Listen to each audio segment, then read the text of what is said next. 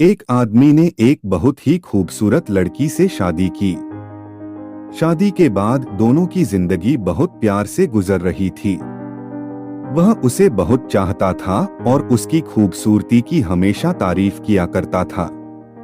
लेकिन कुछ महीनों के बाद लड़की चर्मरोग स्किन डिजीज से ग्रसित हो गई और धीरे धीरे उसकी खूबसूरती जाने लगी। खुद को इस तरह देख उसके मन में डर समाने लगा कि यदि वह बदसूरत हो गई तो उसका पति उससे नफरत करने लगेगा और वह उसकी नफरत बर्दाश्त नहीं कर पाएगी। इस बीच एक दिन पति को किसी काम से शहर से बाहर जाना पड़ा। काम खत्म कर जब वह घर वापस लौट रहा था, उसका एक्सीडेंट हो गया। एक्सीडेंट में उसने अपनी दोनों आंखें खो दी। लेकिन इसके बावजूद भी उन दोनों की जिंदगी सामान्य तरीके से आगे बढ़ती रही। समय गुजरता रहा और अपने चर्मरोग के कारण लड़की ने अपनी खूबसूरती पूरी तरह गंवा दी।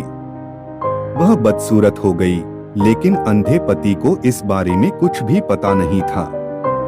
इसलिए इसका उनके खुशहाल विवाहित जीवन पर कोई प्रभाव नहीं पड़ा। वह उसे उसी तरह प्यार करता रहा। एक दिन उस लड़की की मौत हो गई। पति अब अकेला हो गया था। वह बहुत दुखी था। वह उस शहर को छोड़कर जाना चाहता था। उसने अंतिम संस्कार की सारी क्रियाविधि पूर्ण की और शहर छोड़कर जाने लगा।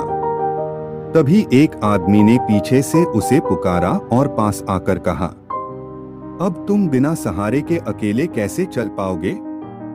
इतने साल तो तुम्हारी पत्नी तुम्हारी मदद किया करती थी।